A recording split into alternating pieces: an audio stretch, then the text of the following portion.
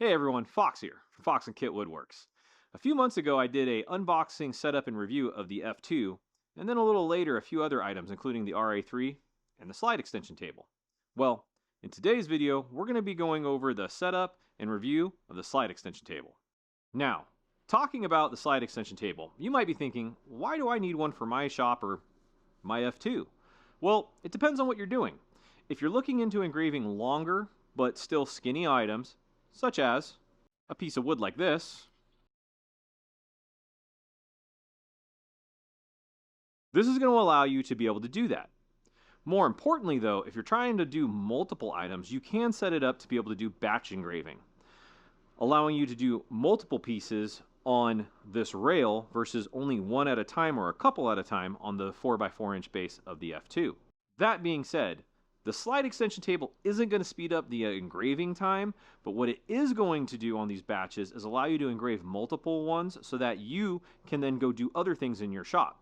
For instance, for me, when I set up the F2 with the slide extension table and I'm engraving multiple items, I can then go work on the S1 and maybe work on a rotary one at a time, or out into the driveway to work on my woodworking. So, let's go ahead and get into the setup. Okay, and for this setup, it's quite easy. As you can see here, I did remove the base plate. You don't have to remove the base plate. The xTool slide extension table is going to fit right over the edges of the base of the F2. I'm going to go ahead and show you that right here. You can see the cutout grooves. Also, there are two screws that are going to be lined up with two of the holes on that F2 base plate. So when you go to set it up, the first thing you want to do is make sure that it is oriented correctly to where you can see the xTool logo facing you. You're then going to place it on top of the base as such. Now the key important factor here, and I will tell you from watching a few other videos on setups, the instruction manual will tell you to line it up with the middle line right here. However, if you go watch the review and setup on the actual xTool Studio site, it will show you that these two screws right here and here actually attach to the holes just above the highest mark. So these ones right here. So the easiest way I've found to do that is place it down and try to get it as close to that as possible. For me, it's about the midline of the bottom hole, or the last hole you can see here. And now we're going to attach it. It does include the hex wrench needed for this, though if you have any other xTool products, you'll probably have a couple of these. And the easiest way I've found to do this is you slide the table either to the left or to the right. I'm going to go to the left. Put the hex in, and then get your head down low and see if you can see that hole, and rotate it just so that you can get it to just be able to see in there. And then just kind of find it. You'll feel it drop in. Once it does, go ahead and tighten that side down until it's just finger tight. Next, slide the table the other direction, and now we're not going to be able to lift it up, but what you can do is just slide that base until you just get it to where you think it's about lined up, and then just give a little pressure down on it and wiggle it around till you feel it drop in that hole. And once it's there, go ahead and tighten it down. Next, what we're going to do is slide the table back, and we're going to plug it in. Okay. And included in the kit is going to be the cable to connect it from the slide extension table to your F2. That connection point is right here for the slide extension table. Make sure you orient it correctly. Rounded side up for the slide extension.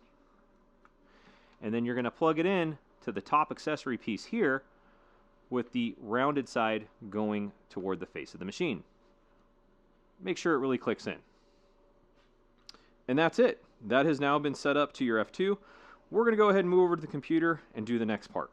Okay, and before we actually start going through the software side of this, make sure you turn your machine on so that way it makes its connection to your machine and also the slide extension. And the next thing we're going to do is go up to the upper right hand corner up here, connect to the machine, which we are connected. And we are going to change the base plate option here in the upper right hand corner to use slide extension table. Now, as you can see here, we have a new background. It's going to be into 4 quadrants. And from here, we're going to do the setup. Up at the top, there is a follow calibration button. You're going to hit go, and it's going to just walk you through the entire setup of installing it. The biggest thing here is that you're going to get to a section where you need to line up that ruler with the laser, so that way it actually has its zeroed reference point. Before you do this next step and go through the whole calibration for the slide extension table, the first thing you want to do is make sure that you set the ruler so that the right edge is set to the 0 mark of the table, which I need to make a slight adjustment to. And that's good right there. And then you're going to go to the computer and you're going to start clicking through to start the laser calibration. Right there on that line, it's straight down the line. We know we're squared up. Now it's going to move it over to allow you to adjust the right screw, and we are done for calibration. And this is what it's going to look like. Now, the next things we're going to want to do is start going through the actual setting of the autofocus and the panoramic view, basically scanning the whole usable area. The easiest way to do this is if you're working with a piece of wood, you just put it in there, you hit your autofocus. If you're doing like a batch fill, you're going to want to take at least one of your items and set it directly under the middle of the laser. That way it can get the correct autofocus. We're going to go ahead and do the batch fill first, and I'm going to go ahead and put some steel dog tags down, and we're going to get that auto measurement. So I have placed a stainless steel dog tag under the laser where the autofocus is. I'm going to click the autofocus button right here. It's going to adjust the laser so it's set up. And now at this point, we're going to be good to go. Now I'm going to switch over to the image that we're going to be doing on these dog tags. And here it is right here. So we're going to go ahead and click the autofocus again. We're going to make sure that we are properly set up, which we are now autofocused. And now the next thing we're going to do is click the panoramic view.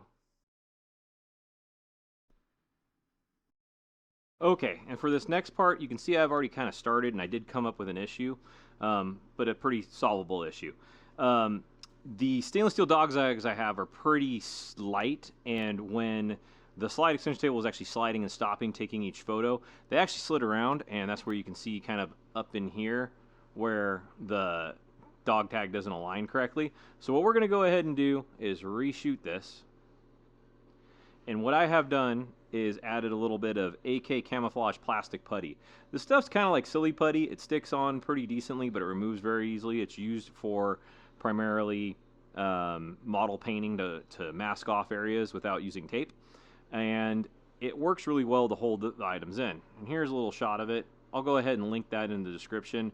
That way you can find it there on Amazon. But now, all the items are where they're supposed to be, and we can start setting our image, which here's our image, little AI design from the xTool AI Center. And what we're going to do is go ahead and size it to what we think looks good, and right about there.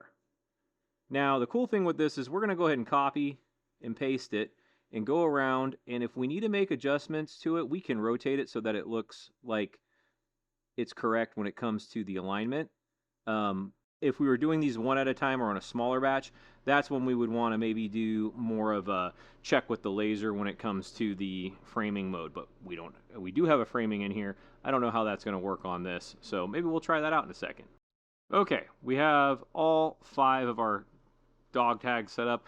We are just doing this for the testing on will it do all of them. We have our settings. These are not settings that I have adjusted or optimized for these dog tags. These are just straight from xTool. And we're going to go ahead and see what happens. Let's go ahead and click the framing button.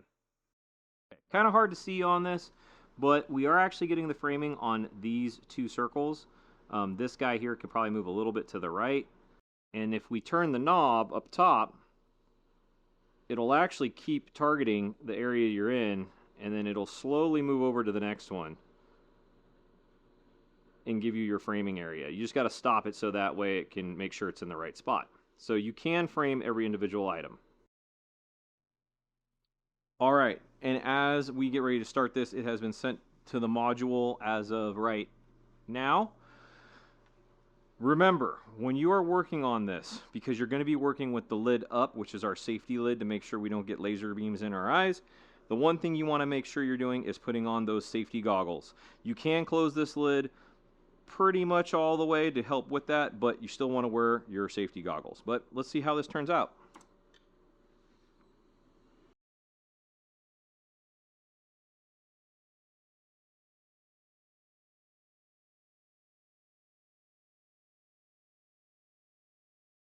And just like that, we're done. It was able to hit all 5 marks.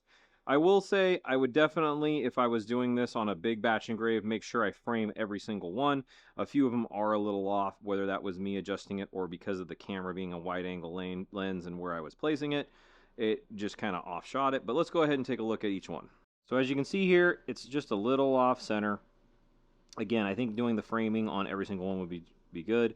I have not adjusted any of the settings, but it actually turned out pretty decent for an engraving standpoint. I'd probably like it to be a little bit darker, but again, that would be just fine-tuning your adjustments. As you can see, again, it's just a little off. Again, I think that's more my setup on the computer. But here's one that turned out pretty centered. I like how those are turning out, being able to find it, but that's one way that you can do your batch engraving. And this is that putty I was talking about.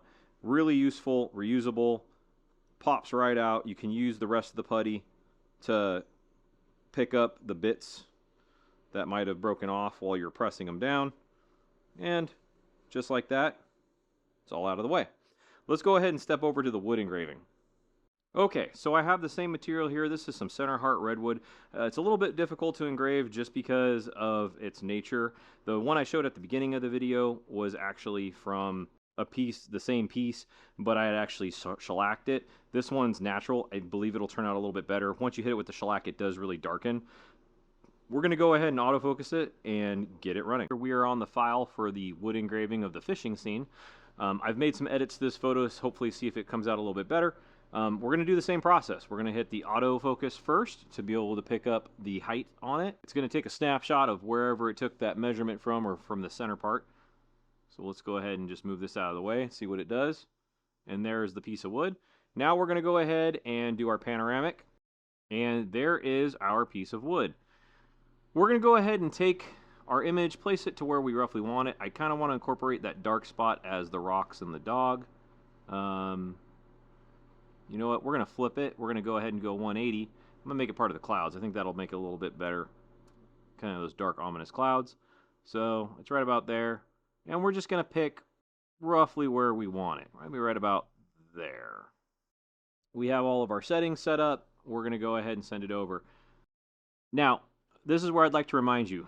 On items like this that could potentially shift while it's moving during the panoramic capture, you do have the included clamps with the system that go on the rails or on the inside of the actual tray. That's when you're going to want to use these to hold things down. This piece of wood's heavy enough that it's actually not sliding around while doing the panoramic. And when it actually engraves, you'll see that it engraves very smoothly, and you're not going to get much movement or motion out of it when you do it. So let's go ahead and send this one through.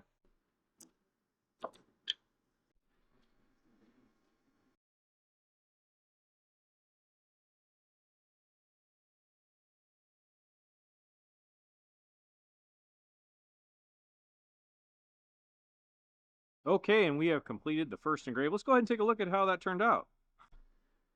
Not too bad. I'm sure we can work on some of those settings. Let's go ahead and see what it can do with batch engraving. For this one, we're going to go ahead and see how many standard square coasters we can fit on here and engrave at once. So we're going to go ahead and place these on there. These are some leftover pieces, so they don't have, well, I should say, some of them have some lacquer on them, some of them don't, but we just want to see how many we can actually get on here and engrave at one time. And by all accounts, we can actually get a set of 4 fitting on the bed and potentially actually engraving on. Now, if you are working with some other pieces like wood or maybe a bottle opener, the kit does include several different clamps. It includes 2 clamps that work on a guide rail system, as you can see right here, and those attach in the front and back of the xTool. And then it also has these kind of grippy clamps that will line up in the bed.